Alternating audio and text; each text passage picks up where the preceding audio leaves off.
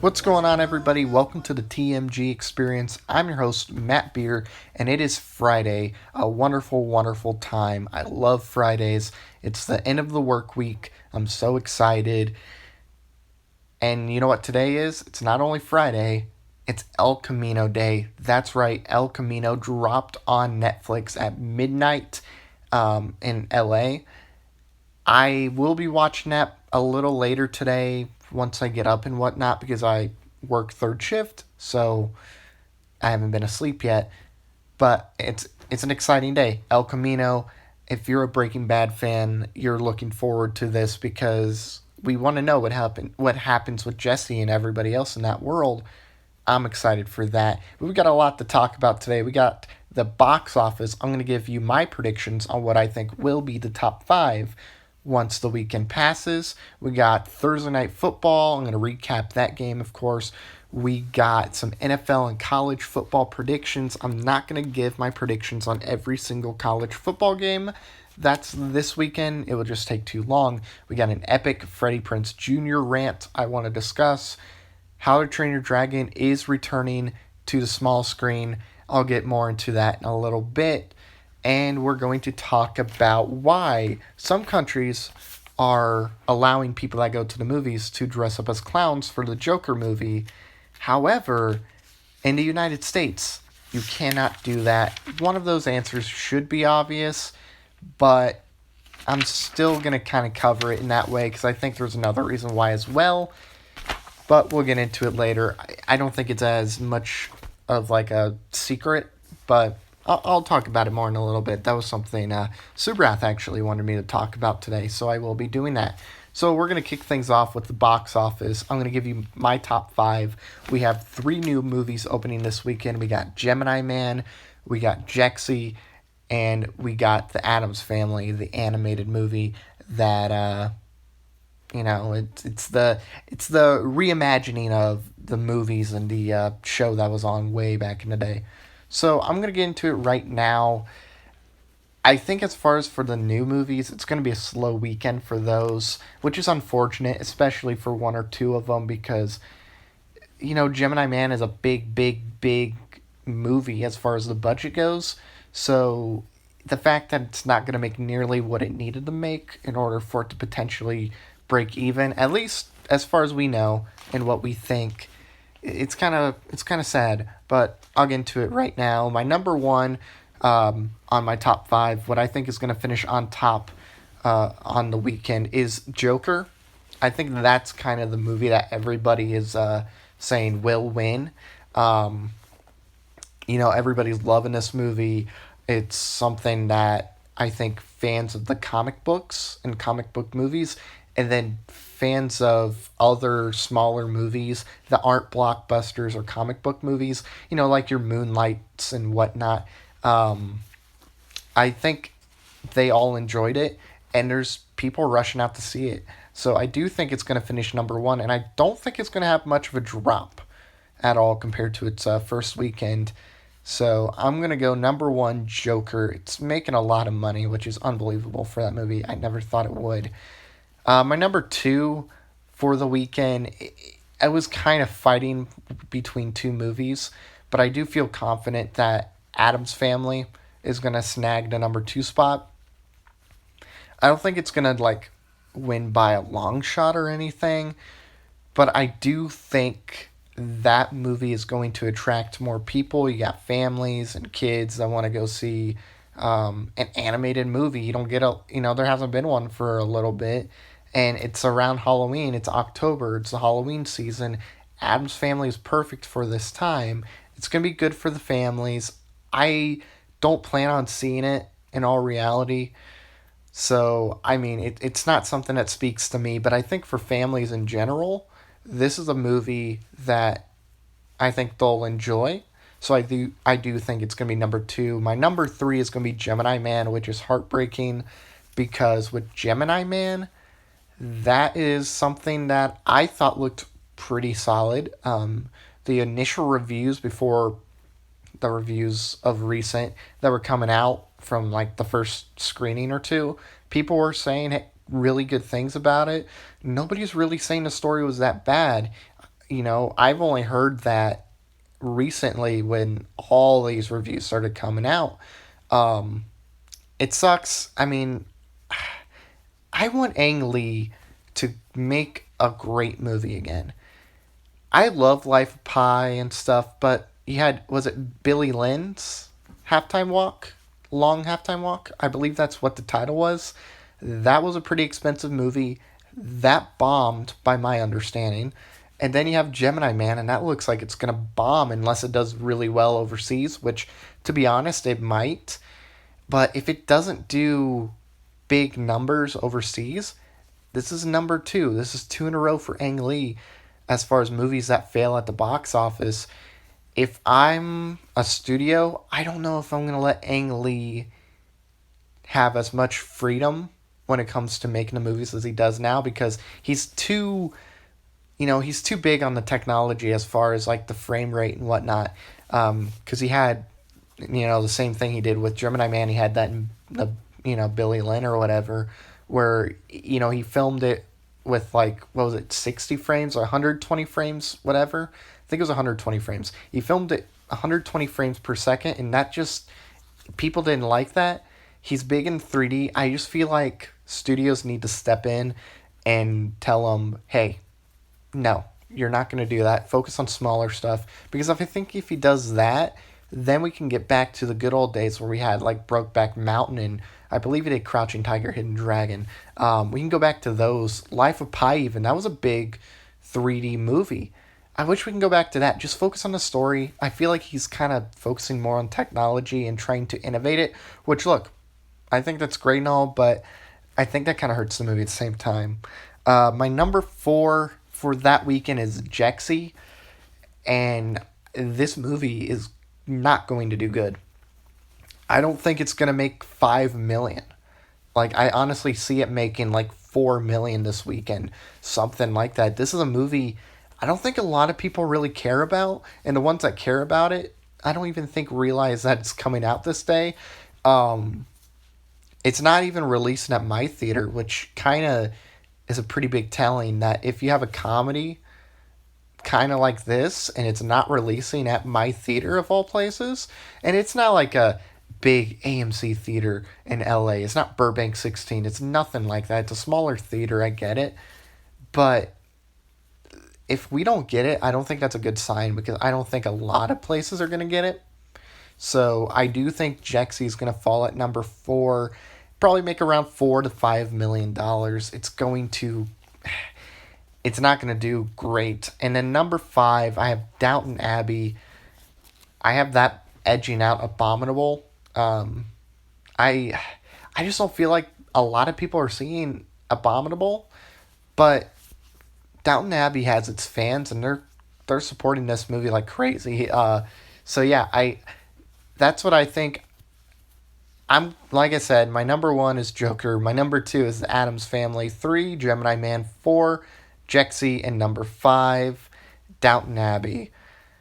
Not a good weekend box office wise. Joker, yeah, that will be celebrating. Everything else, besides maybe Addams Family, not so much. Um, I guess we're gonna have to wait a little bit until some of the bigger movies come out. But there isn't a lot of big, high-profile movies coming out till the Rise of Skywalker and Jumanji. I think those are going to be the next big movies. Everything else is more, I guess, there's smaller to mid movies. I guess you have Doctor Sleep. That might be big. I don't know though. Big in the sense of like its target audience. So yeah, that's my top 5. Next, we're gonna dive into Thursday Night Football. I'm gonna recap that real quick, and I have to tell you, I was on point. I was exactly correct on every single thing that I said. Patriots win 35-14. They handled the Giants, and that first half made it look like maybe the Patriots would lose, because that's kind of what I thought. First quarter, pretty close. Second quarter, when the half ends, the Patriots might have a 7 to 10 point lead, which is what I said yesterday. And then in the third and fourth, they would go and they would have like a 21 point win.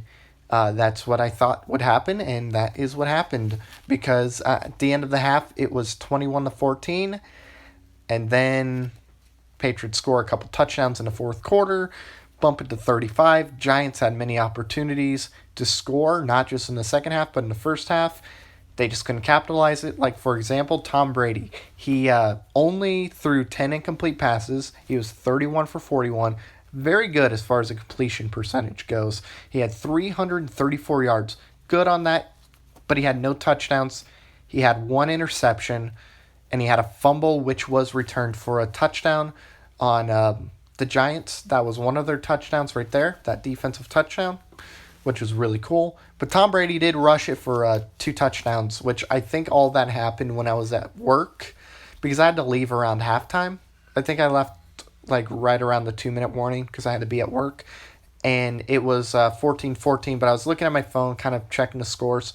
And it ended up being 35-14. Yeah, but Tom Brady, that interception he threw, that was a perfect opportunity for the Giants to go down and score. That could have been 21. Completely changes the game right there. They had the ball, I believe, first in the second half. Could have drove down, scored a touchdown. Didn't do that. But on the Patriots side, Sony Michel ran for 86 yards, did not get a touchdown. Bolton only ran for 23 yards, but he did get a touchdown. And then we go to the Giants. Daniel Jones, 15 for 31, which is not going to cut it. He had 161 yards, 1 touchdown, 3 interceptions. Not the worst game I've seen from a quarterback this year. However, Daniel Jones, that's not going to get it done. I understand he's a rookie. He's going to develop. But it's not what you want to see from your quarterback. And look, I'll give him the benefit of the doubt. New England has a top 2 defense. They might even have the best defense in the NFL. If not, then Chicago has that. Minnesota might have it. Buffalo is in that conversation as well. But the Patriots' defense is scary, nasty, and you don't want to go up against it. It's hard to win on that defense. If you're going to win that game, your defense needs to play fantastic, and that's kind of what Buffalo did. But Daniel Jones, his 1 touchdown was thrown to Golden Tate, good old Notre Dame kid who had 102 yards and 1 touchdown. Look, I think Golden Tate is going to be Daniel Jones's best friend. For example, I think he's going to be the T.Y. Hilton to Andrew Luck / Jacoby Brissett. I think he is going to be the DeAndre Hopkins to Deshaun Watson. You know what I mean? I think he's going to be the Amari Cooper to Dak Prescott. I think Golden Tate is going to fit right in there, and I think Daniel Jones is going to be happy to have somebody like Golden Tate in New York. I think that duo could be really good. Maybe not the best in the NFL anytime soon, but I do think that's going to be an effective duo, kind of like some of the other top duos I listed. So that was basically the game. Like I said, I didn't see the second half, so I don't know exactly what happened in the second half, but it is what it is. Next, let's get into that Freddie Prince Jr. Rant. So the rant was actually on Jeff Dye's podcast. It was Jeff Dye's Friendship Podcast. And basically, he was kind of ranting on the fans a little, not too much, but kind of. He was kind of ranting on the fans, and he was also, he was just ranting on Star Wars in general of, we're basically, how I'm getting it, and I'm going to be listening to it in a second. I think we all are going to listen to it in a second, but I think he has a problem just with the fan base kind of almost taking it too serious, basically saying, hey, this is for kids. This has always been intended for kids. Maybe you don't like it because they're not making it for you. That type of thing. It's a funny rant. We're going to actually listen to that real quick. I don't think I'll get in trouble for playing it. I mean, other people play it. I mean, Star Wars Theory played this rant. He bleeped out the F-bombs, but he did play the rant. So it's about 3 minutes, 3 to 4 minutes, somewhere in that ballpark. So I'm going to play that real quick, and then we'll talk about it a little more. So let's get into it right now. I did a Star Wars cartoon, so even I get hate from Star Wars fans when I'm like, look, dog, you're just mad the franchise isn't aging with you. Right. But that ain't how it works. The first one was for fucking kids. Right. Yep. The second 3 were for different fucking kids. And this one is for kids. You're just pissed off that Han Solo gave the fucking Millennium Falcon to a girl. That's it. Because Luke Skywalker's Cinderella. Or Sleeping Beauty, okay? He can talk to things that don't speak English and understands what they're fucking saying. He gets a fairy godfather instead of a fairy godmother who teaches him how to be the best Jedi in the world in no time fucking flat.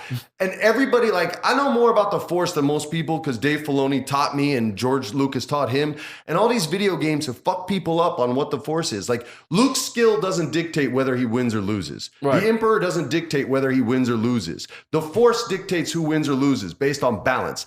And here's the quick version on how to explain it to all these people who fucking think they get to decide. In the first if you want to do this like time-wise, Palpatine, you would say, and Yoda are the smartest too. Palpatine clearly smarter because Yoda was blind to the power of the dark side and the seduction of Anakin. So let's talk about the seduction of Anakin fucking Skywalker for a second. If the Emperor is the smartest dude in the universe and knows that the Force dictates this, if he kills who he sees as a rival, Anakin, then he knows the Force is just going to fucking correct that because the Emperor knows this. These are George Lucas's words, not mine. So fuck you if you disagree with me. Straight up, this is information, not affirmation time. Straight up, man. So the Emperor knows that. So instead of killing Anakin, what does he do? He seduces Anakin to double the strength of the dark side. So then what does the Force do? Balance. It balances us. How? It gives us twins, Luke and Leia, 2 and fucking 2. Balance. And if you look at the movie through just that simple perspective, you will not only know why every single bad guy loses and every single good guy loses, you'll know who's going to win and lose in the next fucking movies. I can tell you, I just don't want to wreck it. People bitch about the dumbest shit like it's archetype characters. This is George Lucas's words. There is no Jack Bauer in Star Wars. That character doesn't exist. It's not Han Solo. Han Solo's a reluctant hero, okay? He's a reluctant hero. That's the archetype. Darth Maul, who everybody wants to win, and he's everyone's favorite because he looks sick and he's great in the video games. Does look cool. Fuck you guys. He's Sisyphus. He is born to fail. Learn your Greek mythology like, I don't know, George fucking Lucas did. He's cursed to roll a boulder up the hill only to have it roll to the bottom again every single time for eternity. Yes. That is Darth Maul's quest. Yes. He's in on the joke, you guys. He knows it. He's just cursed to live that life. Again, not my opinion, George Lucas's. So go fuck yourself if you disagree. You don't get to level up in the Star Wars world. That's a fucking video game. There's no such thing as a gray Jedi. Qui-Gon even says, I turn towards the light because it's there. There's no gray. That's pretend fan fiction shit, which is cool, but don't try to canonize it because it doesn't work. And I'm never going to buy it, ever. Star Wars is for fucking kids. Sorry. I'm sorry, man. All right, that was just a little bit of the podcast, which I do recommend checking out this podcast. Jeff Dye's Friendship Podcast. It's a lot of fun. I mean, I enjoyed the podcast. I listen to it when I'm at work and whatnot, because I listen to a bunch of podcasts in general. This is one I listen to. So, especially the Freddie Prince Jr. episode, check it out. I think you guys will get a kick out of it. Now, as far as what Freddie's saying, I think he means what he's saying, but I do think he's taken it up a notch or two, in a sense. I think he knows that he's getting a reaction that is causing, laughter or whatnot. So while I think he means what he's saying, I do think he's going a little over the top in a sense, just for, a good reaction and whatnot. And look, I agree with him for the most part. I actually agree with pretty much everything he said in this, where it is basically Greek mythology in a way. And look, I do agree also. The video games and just the extended universe, the legends, whatnot, I think when it comes to the movies specifically, it does kind of hurt in a sense because no matter what, you make new movies, whatnot, you cannot keep the extended universe and the, legends, all that stuff. You cannot make that canon. you can take pieces from it, you can take characters from it. I mean, Thrawn, he was taken from there and whatnot. Um, and I do think they're going to take things from the Knights of the Old Republic game and put it into the Benioff and Weiss movie. I do think they're going to do that, and I mean, I could be wrong, and everybody could be wrong. This might not be a Knights of the Old Republic type of movie. This could be something completely different, but I do think because there's so many games, there's so many movies, and they kind of take their own liberties in a sense. So it does kind of change what the Force actually is. Um, and look, like he said, George Lucas and Dave Filoni basically, well, Dave Filoni was told by George Lucas, but Dave Filoni told him, like he said, how the Force works in the movies and whatnot. It's not just oh, I have so much power, which means I'm the best. You know, it's kind of dictated by the Force. Kind of like, I don't know. Let's think of the Force if we're going to go in a religious standpoint, because it's kind of religious in a way. It's a religion in a sense of Star Wars. Think of the Force as like God, if he basically controlled how everything was going to play out in a sense, like who was going to do what, when they were going to do what, when they die, yada yada yada. You know, when it comes to the Force, it kind of is like that in a sense, because the Force, it kind of does dictate what happens. It controls everything. It's the thing that binds everything together. It is. That's why you'll never have, something unbalanced in a sense. You'll never have more light side than dark side. You must have the same light as the same dark. I mean, it's kind of common sense right there. So I do agree with him in that format as well. And yeah, the one thing in what he says, and it's kind of my thought too, where basically people are upset kind of with how Rey is basically this being that is so powerful, doesn't need training, yada yada yada. Well, Luke had basically no training, right? He had no training. He had about as much training as Rey did. It's it's kind of, that's kind of, I don't know. It kind of is weird to me when people say like, oh, Rey is just as powerful as she is because of politics, or oh, Mary Sue. Well, Luke's a Mary Sue then. I mean, come on. And I don't know. I don't want to get into this whole discussion of, like the new Star Wars movies being attacked for dumb reasons in a sense. I don't want to get into that argument at all. Point being, I pretty much agree with Freddie Prince Jr. I do think he's being a little over the top, and I think that is purposely meant. But I do think he means 100% of what he's saying. And yes, please no, Grey Jedi. Let's not do that. Let's not do that at all. So let's get into college football. This is going to be super quick. I got 7 games I'm going to give my predictions to. I have a big upset that I don't think many people are going to have. But yeah, let's get into it right now. We're going to start out with the game. Well, one of the games tonight. We're only going to cover one of them. But tonight, Virginia versus the Miami Hurricanes. It is at 8 o'clock Eastern tonight.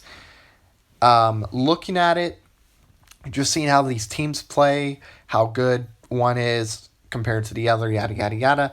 I got Virginia winning, and I got them winning 28-17. I just think Virginia, especially with their quarterback, I just think it's too much. Their quarterback, if he finds a hole, he's gone in a sense. He's really fast. He can keep you on your heels.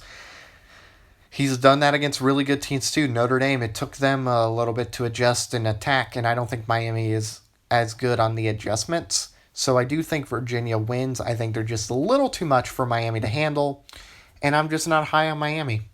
So there's that. That's the only game I'm going to cover. That's tonight. There's another one. It's Oregon, Colorado. Not going to really talk about that one much.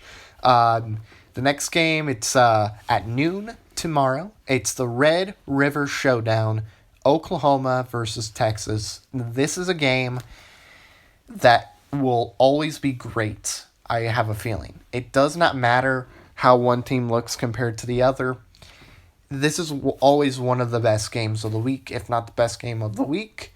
And I got Oklahoma winning 42-38. I just don't think there's a lot of defense for both teams. I think Texas has a better defense, but I don't think their offense is good enough to slow down or at least keep up with Jalen Hurts and Oklahoma. I think Oklahoma's going to win 42-38. It's going to be a great game nonetheless. So, yeah, these are two really good teams. That's kind of how I see things playing out. Next, we have Alabama versus Texas A&M.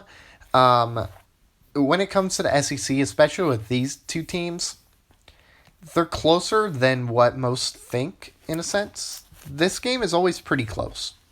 Usually Alabama wins, but Texas A&M has won too. I got Alabama winning 35-21. I just think Tua is too much for a lot of teams. He is so good. You have Judy out there too, catching the ball for Alabama. I think Tua's going to have another big game. I think they win 35-21. I think it's going to be a close game, but Alabama pulls out in the fourth quarter. And that's kind of how we see things going. And then next we got Florida State versus Clemson. This is a game that I think is pretty interesting. We look at Clemson last week, almost loses to North Carolina. Clemson as a team, I have not been high on. I have always thought Clemson in the top 10, as far as the teams that are there right now, Clemson is the worst of all the top 10 teams. Maybe they'll turn things around by the time playoffs come. I mean, they play a pretty easy schedule, so maybe. Trevor Lawrence, he's not doing great. I've been saying this since week 1 after his first game. He just does not look like he did last year. He's not the dominant guy, and I think a lot of executives in the NFL are pretty happy that he did not go to the draft because he would have been a high pick. And I think somebody would have took him in the first round within the first few picks. And, they'd be in a lot of trouble right now.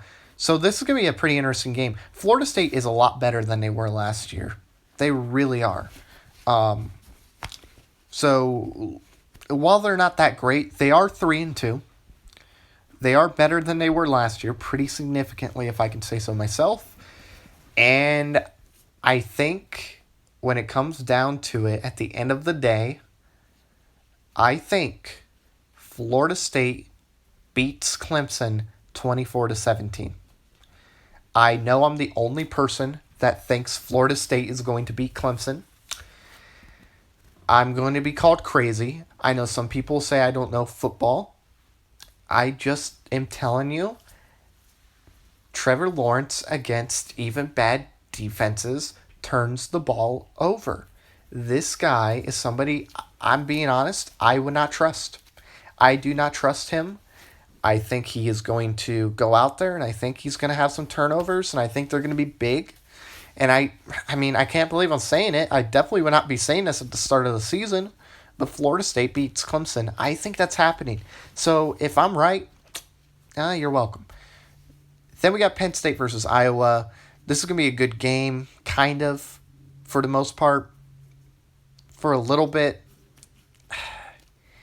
Iowa's a good team. It's at Iowa, so that's going to be a benefit to them. They'll have the home crowd there to kind of cheer and help them out in that aspect. My voice went out. I got Penn State winning this game, 28-10. I think Penn State is a team that could take Ohio State down. I haven't been too big on Ohio State either, but I do think they're better than Clemson. But I do think Penn State wins this game. They're going to improve and get another step closer to potentially making a title run. I don't know. We'll see. Maybe a playoff run. Oh, we'll find out. Then we got the USC Trojans versus my Notre Dame Fighting Irish. Here's the thing. USC lost their starting quarterback for the year, and I believe their backup got hurt as well and is out for this game, which means I believe USC is going into this game with their third-string quarterback. That's not good. Notre Dame's coming in pretty healthy for the most part. I can't remember any big injuries that are going to hurt them. I do not think this will be a close game. I think Notre Dame will win pretty easily. I got 49-21. I think maybe the first quarter will be close, but the adjustments will come in, and then you'll see Notre Dame kind of pull away when it's all said and done. They're not going to kill USC like they did with Bowling Green in New Mexico. But I do think it's going to be a destruction in that sense. This is not just me speaking from a biased heart. I just think it's fact. I think Notre Dame is one of the best teams in the country. They competed with another great team in Georgia, who is number 3 and will probably make the playoffs. They were legit on their way to win that game. Couldn't quite pull it off at the end. So yeah, I think Notre Dame wins, and I think they win handily. This is not the same Notre Dame team as the past. I think this is a team that goes out and doesn't make games that they should win by a lot close. I think this is a team that if they should beat another team by a lot, they'll do that. And then our last game is Florida versus LSU. One of the big games, especially in top 10 rankings. I got Look, I don't think Florida is as good without their starting quarterback. I think they kind of dropped a little bit in that sense. LSU not only has a great defense, but they have a really good offense. This is a team that might be able to take Alabama down. It might win the SEC. I don't know, but this team is really good. I got LSU winning 38-21 against Florida. I think Florida's good. I think they're really good. I just don't think they're a top 10 team. I think they're top 15, but not top 10. I think they're on their way, though. I really do. But that's kind of how I see it. So now we're going to hop to the NFL. I'm not going to give my score prediction. I'm just going to say who I think is going to win and all that stuff. So let's get to it right now. We got the Panthers versus the Bucks. This is a game in London, kind of like the Bears and Raiders were last week. This week, the Panthers, the Bucks, they're in London, and they play at 9:30 Eastern Standard Time. And I think the Bucks win that game. I think the Panthers, especially that run game with McCaffrey, that's going to be tough to beat. But I think the Bucks have a good defense, and I think their offense can drive down the field. I honestly think Jameis Winston has gotten a lot better. I think Bruce Arians is to thank for that, because Bruce Arians is he's a great quarterback coach. I think he found something with Jameis. You have some really, really, really great receivers for the Bucks. I think Bucks win. I really do. I think the Bucks could be a dark horse to make the playoffs, but that's just me. And then the next game that I'll be talking about real quick is what I call the Toilet Bowl, and that's the Redskins versus the Dolphins. Two of the worst teams in the league, maybe historically bad teams.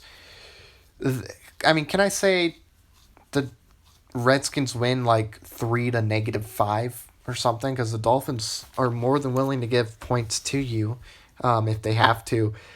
But no, Redskins are going to win like 3-0 or something stupid like that. It's going to come down to that, I think. I don't know. Redskins win. But it's not going to be easy because the Redskins are also trash. So there's that. Then we got the Saints versus the Jaguars. I think the Saints win that game. I don't think Gardner Minshew is good enough to carry them over the Saints. I think Teddy Bridgewater is a proven quarterback, has taken down quality teams. I got the Saints winning. Drew Brees, just sit down, let your thumb heal as much as possible, and then come in whenever you're ready. You don't have to rush. Teddy Bridgewater's got this for you. You'll be fine. Then we got the Bengals and the Ravens. The Bungles and the Ravens. I got the Ravens winning that game. I mean, it might be a blowout. That's kind of what I'm thinking at that point. And then we got the Seahawks and the Browns. Seahawks are going to win that game. Baker Mayfield has been playing like trash. Maybe he'll improve, but at this point, I just don't trust it. But who knows? I mean, they beat the Ravens. They beat them pretty easily. So, I don't know. We'll see. I got the Seahawks winning, though. Then we get the Eagles and Vikings. I actually think this might be one of the best games of the week. Not the best game, but one of. I got the Eagles winning that game. I think the Eagles found their stride. It's Deshaun Jackson. Is that his name? I don't know. But Jackson, wide receiver on Philly. I don't know if he's returning, but if he is, I think that's going to be a big thing for them. I just don't trust Kirk Cousins. You know what I mean? Kirk Cousins is just a guy, honestly, I don't trust. I think he loses. He's not great against teams with winning records. So that's also something to keep in mind. And then we got what I think will be the best game of the week. I got the Texans and the Chiefs. That's up next. I think Kansas City will rebound after the loss to the Colts, which I don't think was a fluke. I just think the Colts are a really good team. I think that loss to the Raiders was a fluke because they were dropping balls and were pretty injured. Assuming the Texans can keep Deshaun Watson on his feet and not sacked, I think the Texans could put up a lot of points, but I do think Kansas City will win at the very end. And that will put the Texans at what? 3-3? 2-3? One of those. So there's that. And then we got the Cardinals and Falcons. Probably the third worst game of the weekend. I got the Falcons winning.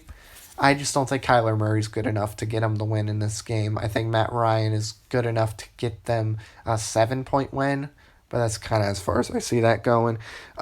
Then we got the 49ers Rams. I'm going to try to speed this up. I got the Rams winning that game. I am not sold on the 49ers quite yet, but if they do win, I think I might begin to be sold. Then we got the Titans, the Broncos. I got the Broncos winning. We 2 straight. Titans just aren't good. Then we get the Cowboys and Jets. Here's an upset for you. I think the Jets win. Sam Darnold, he's coming back from mono. I think Sam Darnold's going to come in. I think he's going to play better than I guess the mailman that, lives in New York. I do have the Jets winning. They'll be the New York team that wins this weekend. I got Jets winning. Then we got the Steelers and Chargers for a Sunday night game. I got the Steelers winning that game. I think the Steelers found something, and I think they're going to be on a stride. They won't make the playoffs, but I do think they're going to begin to get better. And then we got the Lions and Packers Monday Night Football, which should have been the day the Rise of Skywalker trailer drops, but I guess we're going to have to wait another week. I have the Packers winning that game pretty soundly. That's kind of how I see things going. Next, this should be fast to talk about. How to Train Your Dragon is coming to the small screen December 3rd. It is going to be called How to Train Your Dragon Homecoming. It is a holiday special by the looks of it. It will be on NBC, and I am excited. I love the How to Train Your Dragon movies. I really do. So, getting to go back to this world, because it does look like it's going to take place post How to Train Your Dragon 3, which I don't know how to feel about that, I thought the third one had such a great ending. I loved how it ended, but we get to go back to the world. Then again, I thought the Breaking Bad ending was perfect. We're getting El Camino. I'm pumped about that, so I don't know. I mean, I'm looking forward to it. I'm going to see it. I wish this would have taken place, I don't know, at a different time. And it's not like this is connected to the movies, although the voice cast is returning, so maybe it is connected to the films. We'll find out, I guess, later as we get closer. So, that is all for kind of the topics I found yesterday to talk about. We do have one last thing to talk about, and I really hope it doesn't take too long. But I kind of expected this episode to be a little longer than I wanted. But we have a question that was submitted to Subrath, basically asking, why are people in Japan allowed to dress up as clowns? However, in the United States, you cannot when seeing the Joker. So, this is something where I personally think one of the reasons is pretty obvious in a sense, especially for people that live in America. It's like, well, yeah, no duh, of course it wouldn't be allowed because of this. And that's because of the shooting in Colorado at the theater. When The Dark Knight Rises came out, the guy came in, shot and killed people, and basically said his name was the Joker. I think that's a big reason why you're not going to see people dress up as clowns. Heck, I was listening to a podcast, I can't remember which one. It was either Monetize This or Throwdown. And basically a guy came on. He's somebody that dresses up and puts makeup on for his videos and whatnot. And just for cosplay and whatnot.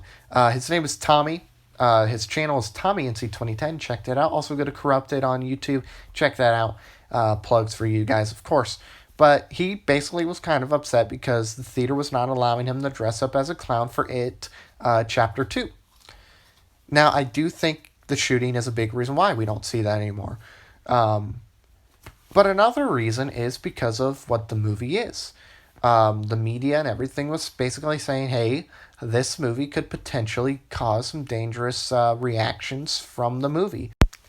So, and I remember, like, Straight Outta Compton, I mean, I really fumbled on my words, but Straight Outta Compton was a movie where the media and some people were kind of, worried that maybe that would cause an uprising. So people were worried that maybe because of the Joker and, the things that happened in the Joker, as far as like a man that, is just down on his luck, people are just being horrible to him. He snaps and he just goes at him. And it kind of looks like he's starting a revolution by what the trailers show. And I think the media was thinking, oh, it's going to do that. It's going to cause an uprising or rising. It's going to cause shootings at theaters. This is a dangerous movie. It's basically what it was.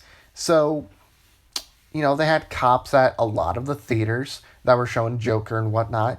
So I think because of that, and then also the shooting that happened in Colorado in 2012, 2013? It was one of those, I think it was 2012.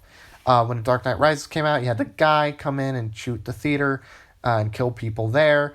I think those things were kind of making people worry, so you don't want people to dress up. And then also, let's not act like you can't dress up for movies, period.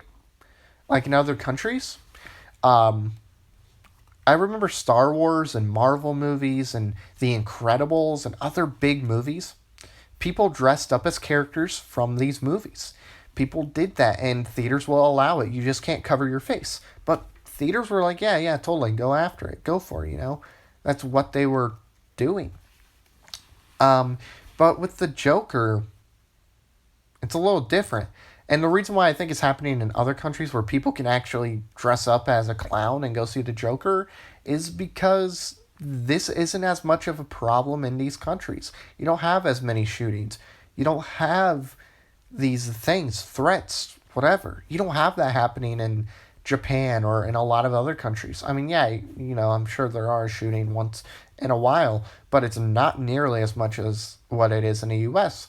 So I think those are the main reasons why. Whether I agree with it or not, it's a different story. I mean, I think it's fine personally, but, I can understand why people would be upset and freaking out over it. So that's kind of my thoughts on those things, of course. But look, we didn't have any violence at theaters, as far as I know. I mean, maybe there's some fighting, but I mean, that happens a lot. I was at a movie theater once, waiting on my snack to be cooked and stuff, and there was cops that showed up because there was a fight that broke out in one of the theaters. Fights are going to happen. You're going to have some violence. It doesn't matter. At some point, it's going to happen, and I guess that theater had it happen like every single weekend with these people. So, that's kind of the reason. It's a problem in the U.S. If the U.S. didn't have as many shootings or horrible things happening there, and there wasn't that theater shooting, I think people would be okay to dress up as clowns. But you just imagine you're sitting in a Joker, you're going to watch the Joker, and then all of a sudden you see like 4 people just walk in with clown masks on. You'd be freaked out. So I think they're kind of thinking about that too, because people are going to kind of get worried. So, I mean, that's kind of my thought process on that. And with that being said, that is going to end the show. I want to thank you all for listening. Yes, I understand it was longer than 30 minutes, but it was a big show. We had a lot to talk about today. I'm going to upload this on YouTube. I'm going to go to bed, and then I am going to get up and watch El Camino, which I am so excited for. I've been seeing some good things, and I'm excited. So thank you all for listening. I've been Matt, and I will see you Monday or Tuesday. Depends when I get up Monday. But I'll see you next week. Take care.